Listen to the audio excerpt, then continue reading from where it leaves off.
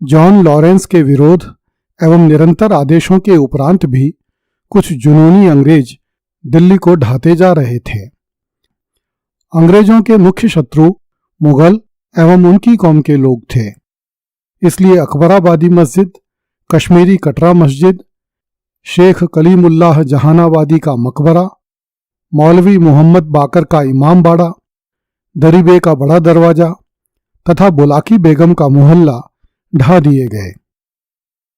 जामा मस्जिद के चारों ओर का इलाका साफ करके 70 गज चौड़ा मैदान बना दिया गया। दिल्ली के 4 अत्यंत भव्य महल नष्ट कर दिए गए।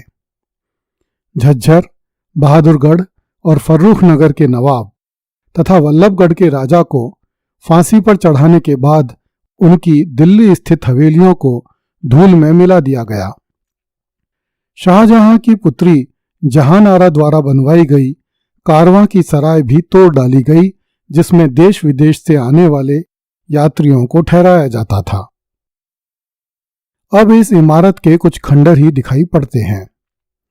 शालीमार बाग को खेती के लिए बेच दिया गया। बेगम बाग को क्वींस गार्डन में बदल दिया गया। चांदनी चौक की पुरानी गली के पश्चिमी छोर पर फतेहपुरी मस्जिद स्थित थी। इसका निर्माण शाहजहां की बेगम फतेहपुरी ने ईस्वी 1650 में करवाया था। लाल पत्थरों से बनी यह मस्जिद मुगल वास्तुकला का एक बेहतरीन नमूना थी। अंग्रेजों ने इस मस्जिद को नीलाम कर दिया। राय लाला चुन्नामल ने इस मस्जिद को 19,000 रुपये में खरीद लिया, किंतु उसने इस मस्जिद के मूल स्वरूप को वैसा ही रहने दिया। ईस्वी 1877 में भारत सरकार ने फतेहपुरी मस्जिद 4 गांवों के बदले में वापस अधिग्रहित करके मुसलमानों को दे दी। लाला चुन्नामल के वंशज आज भी चांदनी चौक में चुन्नामल हवेली में रहते हैं। अंग्रेजों ने अकबराबादी बेगम द्वारा बनवाई गई मस्जिद पूरी तरह नष्ट कर दी। मुसलमानों की अधिकतर संपत्तियों को चुन्नामल तथा रामजी दास जैसे सेठों और जैन बैंकरों ने खरीद लिया। ये उन लोगों में से थे जिनके पास गदर की आंधी गुजर जाने के बाद भी कुछ धन बचा हुआ था।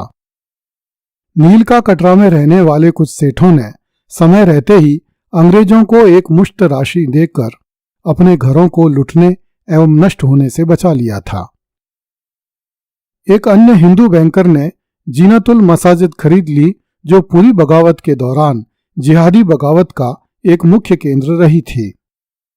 फतेहपुरी मस्जिद ईस्वी 1877 में तथा जीनतुल मस्जिद ईस्वी 1905 के आसपास वापस मुसलमानों को दिलवाई गई। जामा मस्जिद पर सिख सेना का अधिकार हो गया। यह मस्जिद ईस्वी 1862 में फिर से मुसलमानों को लौटाई गई। गदर फूटने से पहले दिल्ली के मुगलों को मदरसा-ए रहीमिया पर बड़ा गर्व था। उसे रामजी दास नामक एक सेठ ने खरीद लिया और गोदाम बना दिया। एडवर्ड कैंपबेल ने लिखा है कि दिल्ली की सब दौलत चुन्नामल तथा महेश दास जैसे 1-2 लोगों के कब्जे में है।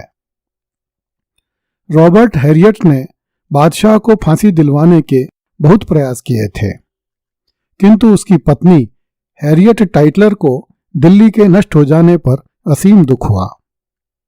उसने अपने संस्मरणों में लिखा है कि दिल्ली अब सचमुच शवों का नगर बन गई है।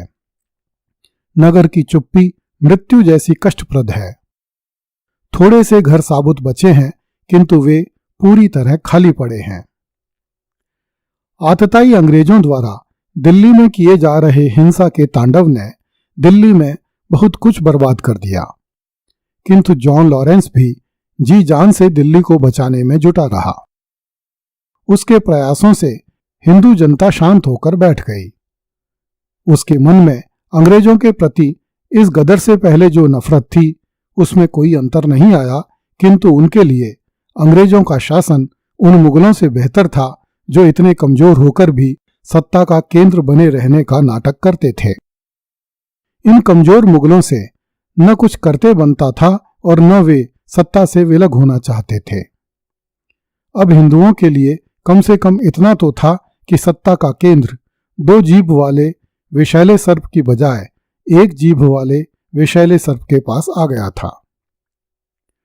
हिंदू जनता इस बात को समझ रही थी कि जो नफरत, घृणा और हिंसा अंग्रेजों और मुसलमानों के मन में एक दूसरे के लिए थी, वैसी नफरत, घृणा और हिंसा हिंदुओं और अंग्रेजों के बीच में नहीं थी। इसलिए हिंदू जनता फिर से अपने घरों और दुकानों को खड़ा करने में जुट गई।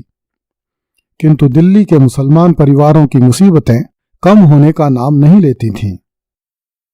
संभवतः उस काल में पंजाब का चीफ कमिश्नर जॉन लॉरेंस ही एकमात्र अंग्रेज अधिकारी था जो हिंदुओं के साथ साथ मुसलमानों की तकलीफों को भी समझता था और उनसे सहानुभूति रखता था।